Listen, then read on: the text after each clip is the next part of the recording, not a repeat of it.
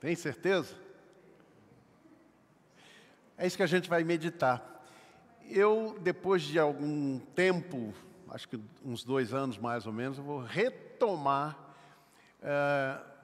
meditações e reflexões no livro de Samuel. 1 Samuel, 2 Samuel, né? Depois vamos avançar para os reis. Foi uma experiência muito grata quando, alguns anos atrás, eu comecei a pregar sobre os livros históricos. Eles nos trazem lições profundas e preciosas. E este também é um desses livros, né? 1 Samuel, e especialmente no texto sobre o qual vamos nos debruçar, que é o iniciozinho. Abra, portanto, a sua Bíblia, abra o seu celular, seu tablet, enfim, no texto, nós vamos ler os versículos 1 a 11. Está ali anotado 1 a 8, mas nós vamos chegar até o versículo 11, tá bom? É a história de Ana. Vamos lá. Houve um homem da região montanhosa de Efraim, cujo nome era Eucana, filho de Jeroão, filho de Eliú, filho de Tou, filho de Zufe, efraimita. Esse destaque é importante, daqui a pouco a gente vai ver por quê. Tinha ele 2 mulheres, uma se chamava Ana e a outra Penina. Penina tinha filhos, porém Ana não os tinha. De ano em ano, esse homem subia da sua cidade para adorar e sacrificar ao Senhor dos Exércitos em Siló. No dia em que Eucana sacrificava, costumava dar quinhões a Penina, sua mulher, e a todos os seus filhos e filhas. A Ana, porém, dava porção dupla, porque ele a amava, ainda mesmo que o Senhor a houvesse deixado estéril. Ora, a sua rival muito a provocava para irritá-la, porque o Senhor lhe havia cerrado a madre. E assim sucedia de ano em ano, que ao subirem à casa do Senhor, Penina provocava a Ana, pelo que esta chorava e não comia. Então Eucana, seu marido, lhe perguntou: Ana, por que choras?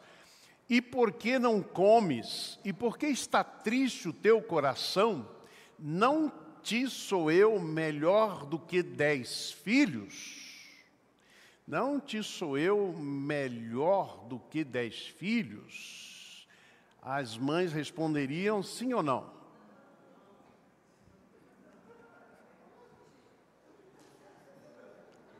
Vamos chegar lá.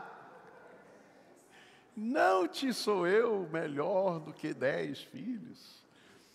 Uma mulher estéril, né? Duro, né? Mas vamos para frente, vamos descobrir o que isso quer dizer.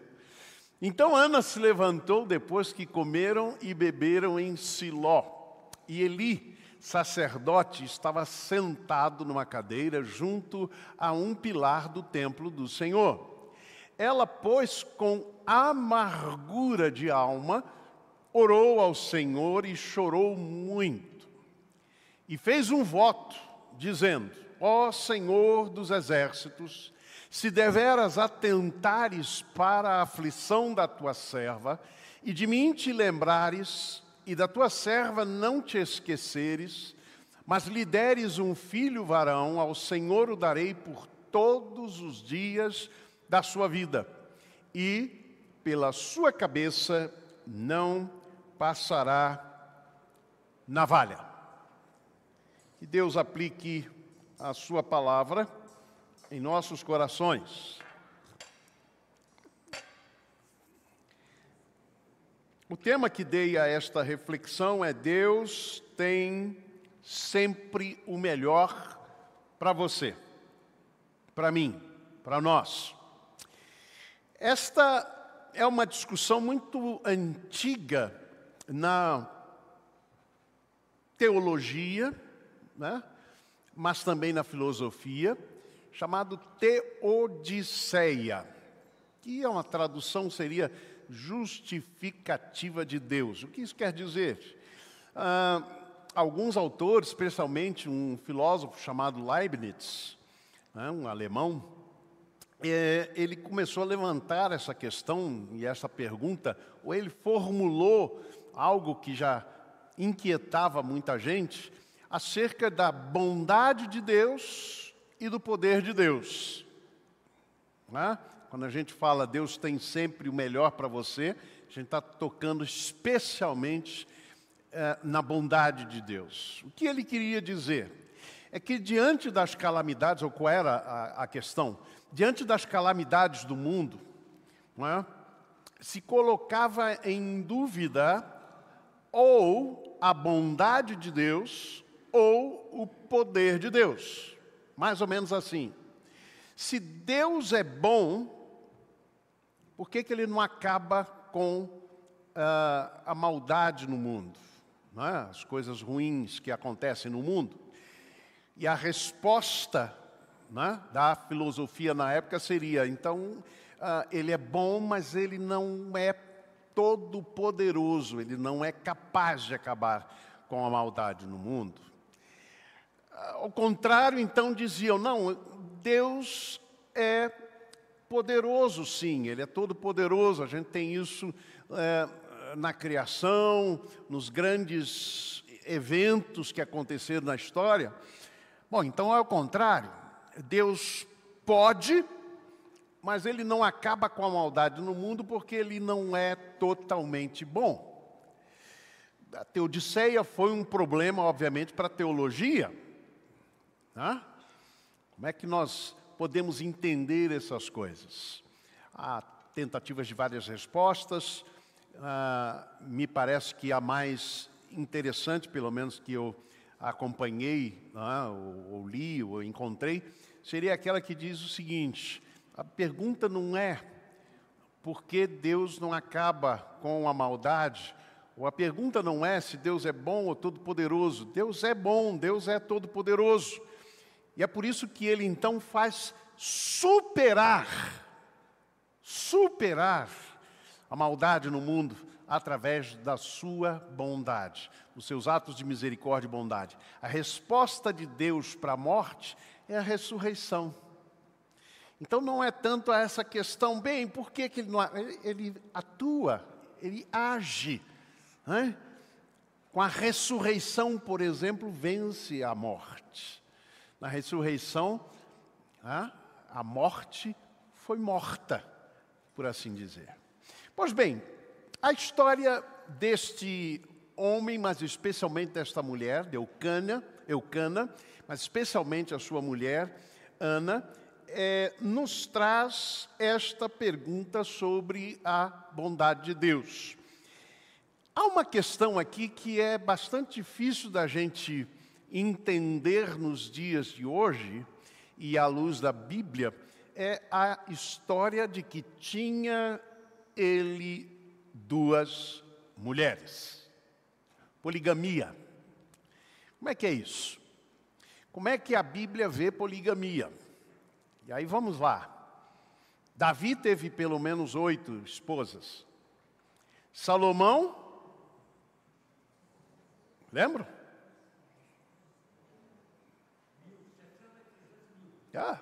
1.700 concubinas e 300 esposas.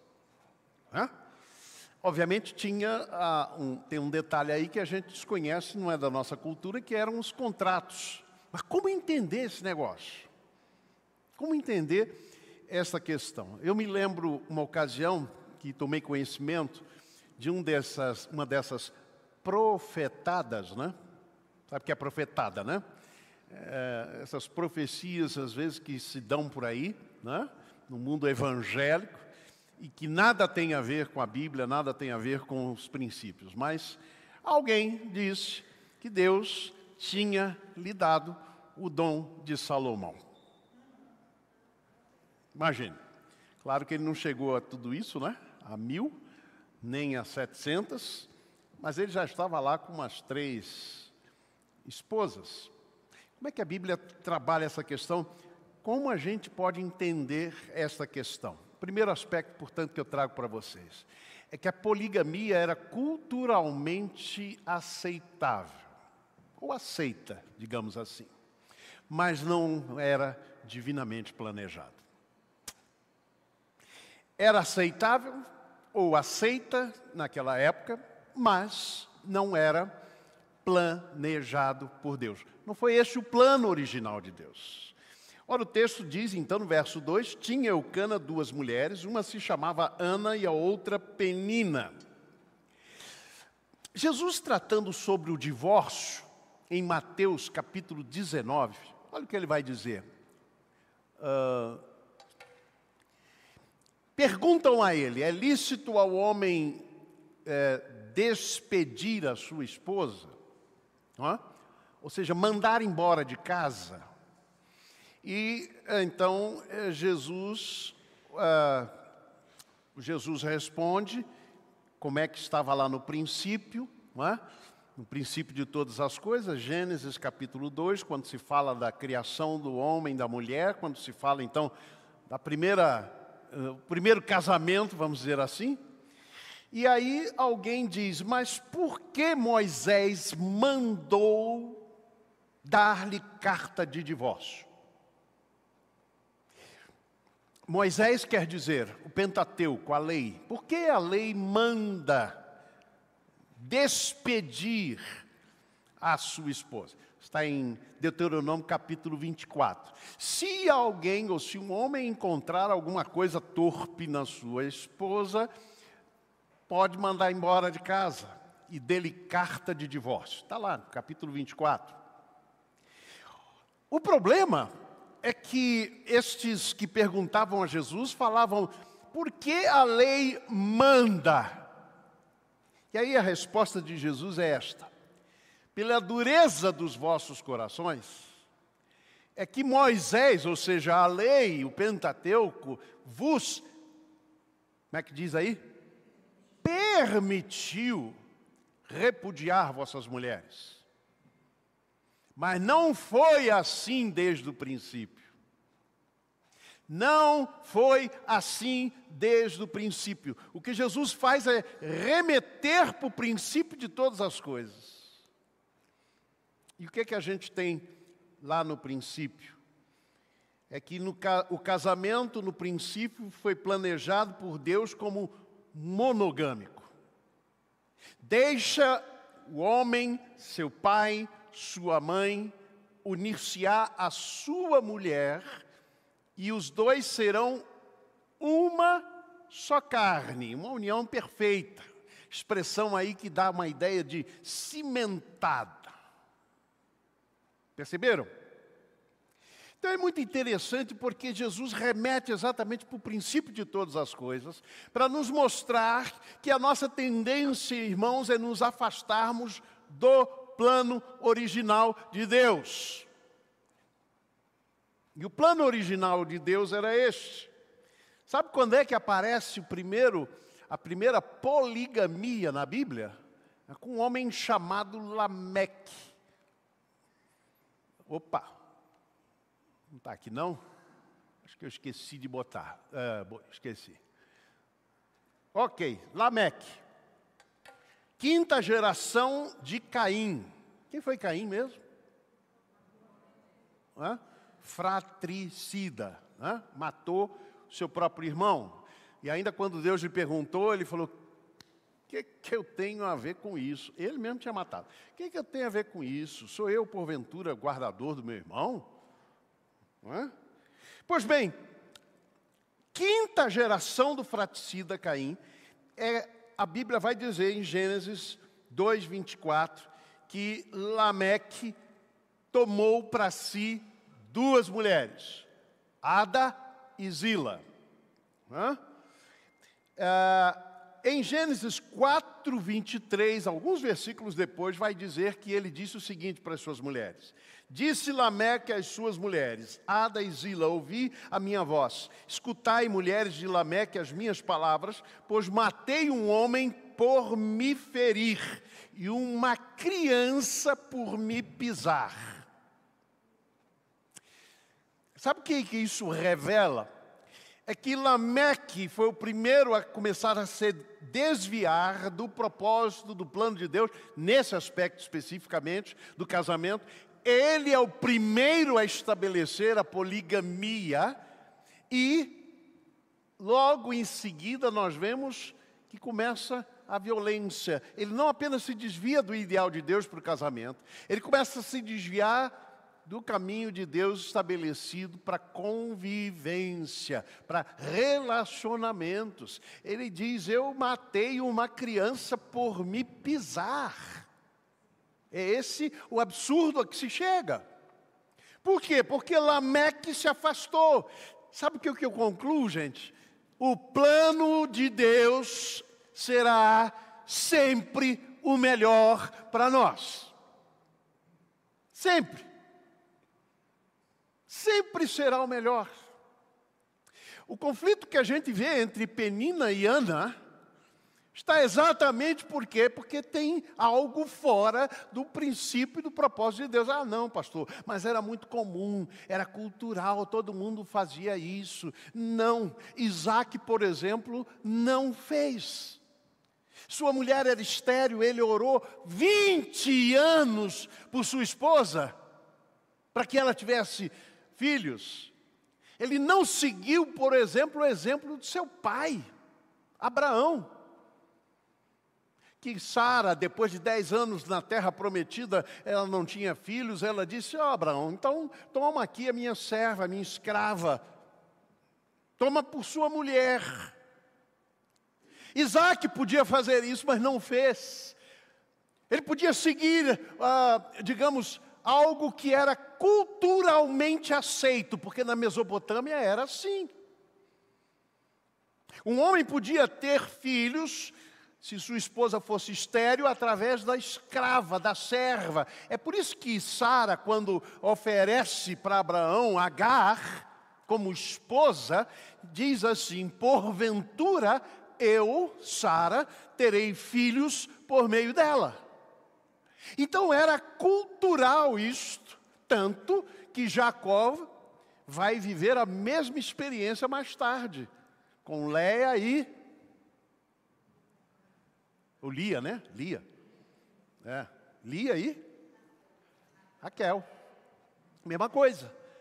Quando Lia cessou de ter filhos, ela pegou uma escrava e disse: está aqui, ó, tem filhos por ela. Eu terei filhos por meio dela. Isso era o princípio e o direito da Mesopotâmia. Era culturalmente aceito. Mas Isaac não seguiu nada disso. Ele preferiu manter-se em oração. Ele preferiu esperar no Senhor. Será que as pessoas não conheciam este princípio, meus amados irmãos? É claro que conheciam. Lá o princípio: deixará o homem seu pai e a sua mãe, e unir-se à sua mulher, e serão os dois uma só carne. Deus tem sempre o melhor para mim. É por isso que eu devo seguir os propósitos e os ensinos do Senhor, porque sempre será o melhor para mim. Olha o que diz Eclesiastes, no capítulo 7, versículo 29. Vamos ler juntos? Vamos lá? Vede, isto tão somente achei, que Deus fez ao homem reto, mas ele buscou muitas invenções. Inventou histórias, inventa maluquices. E aí é que o homem vai se afastando do ideal e do propósito de Deus. Deus sempre tem o melhor para mim. Deus sempre tem o melhor para você. Deus sempre tem o melhor para nós. Vale a pena seguir o plano de Deus. Segundo, o plano de Deus é nos fazer crescer na terra da nossa aflição. Estou aprendendo nesse texto. O texto diz: houve um homem da região montanhosa de Efraim, cujo nome era Eucana, filho de Jeroão, filho de Eliú, filho de Tou, filho de Zufi, efraimita. A Ana, porém, diz o texto, dava porção dupla, porque ele a amava, ainda mesmo que o Senhor houvesse deixado estéril. Ora, sua rival muito a provocava para irritá-la, porque o Senhor lhe havia cerrado a madre. Algumas coisas aqui importantes. A primeira delas é que a esterilidade feminina, só feminina, era tida como determinada por Deus, uma espécie de prova, uma espécie de, às vezes, castigo. Se tinha essa ideia.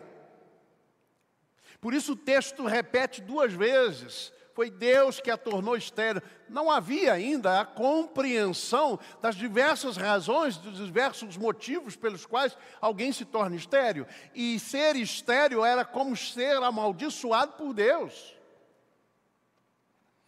Então percebam algo importante aqui, é que neste momento Ana é tida, nessa situação, é tida por amaldiçoada. Não é à toa que Penina, a rival, constantemente a agredia.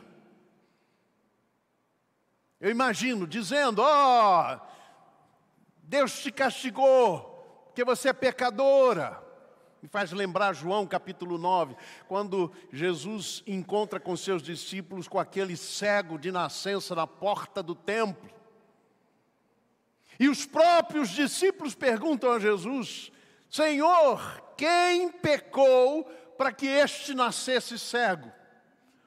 Ele ou seus pais? Pergunta absurda, mas que tinha a ver com o pensamento da época.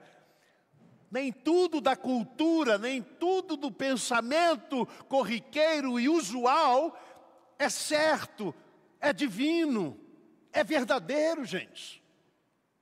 Vou repetir isso. Nem tudo que a cultura nos ensina é divino, é correto, é bíblico, como nós vimos no primeiro item. Ok? A poligamia era aceita. Na cultura, para a cultura era tudo bem, ok, está certo. Mas não era o plano de Deus. Então, os discípulos perguntam e fazem essa pergunta absurda, porque se o homem nasceu cego, como é que ele pecou para nascer cego? Como feto, pecou? Será? É possível um feto pecar? Obviamente não. Os pais é que pecaram, então o homem nasceu cego porque os seus pais pecaram, Deus estava castigando o pecado nos filhos. Olha, Ezequiel lá, capítulo 18, já tinha superado esta visão. Nunca mais se dirá este provérbio em Israel.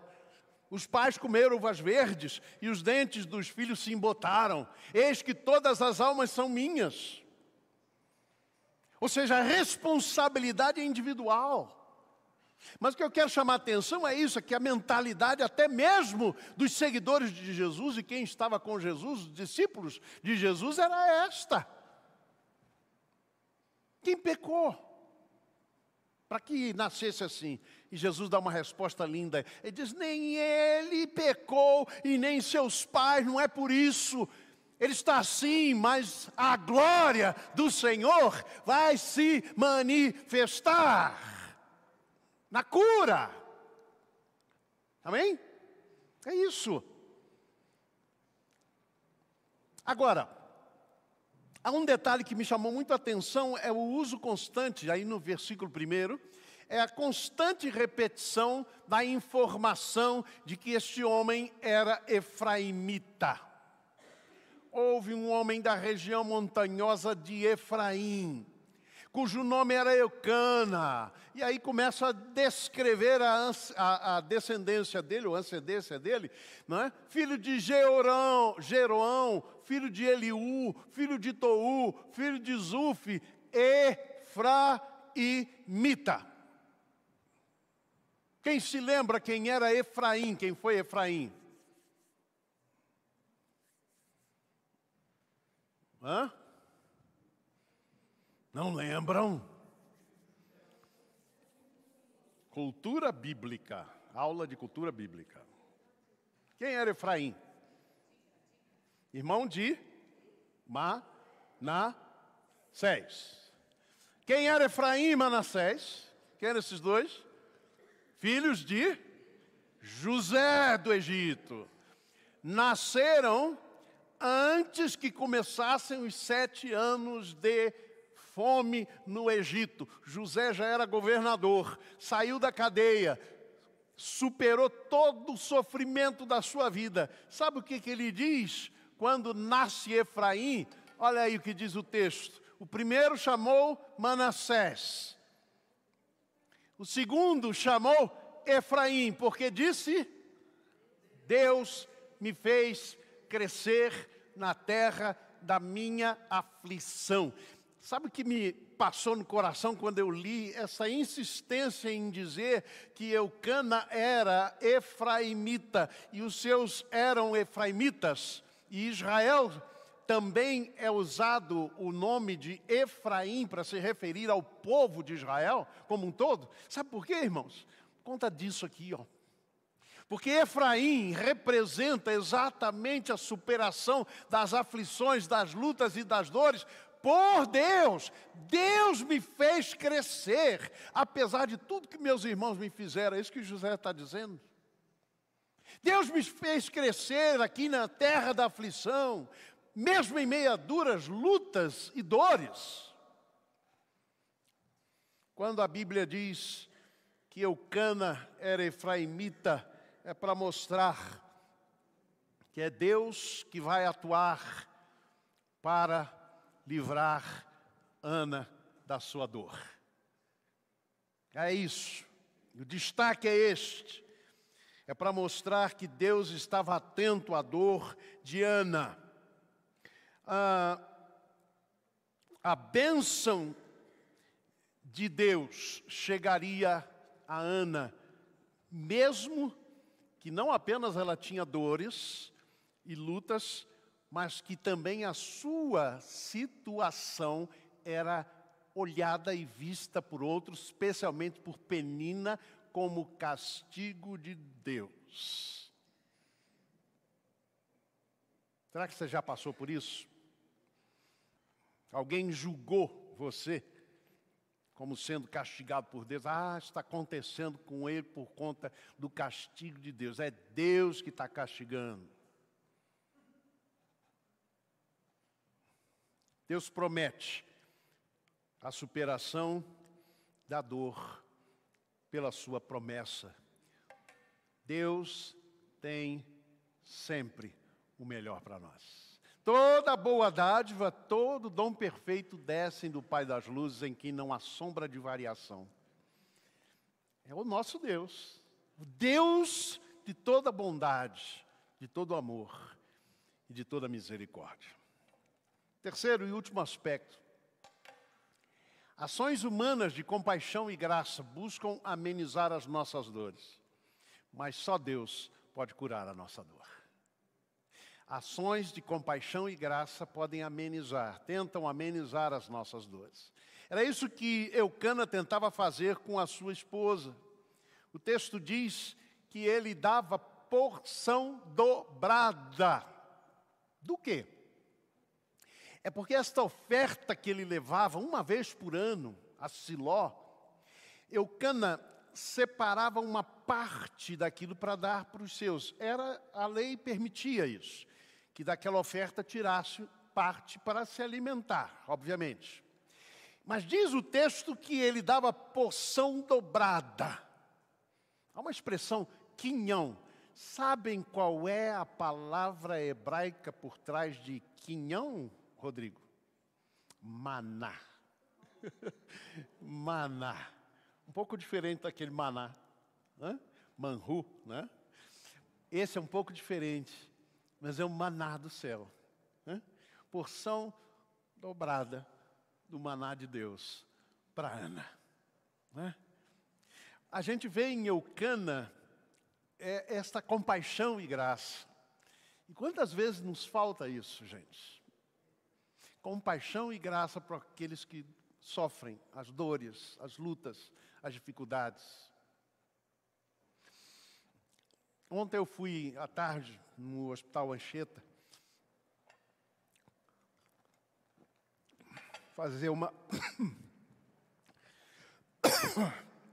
fazer uma visita para o...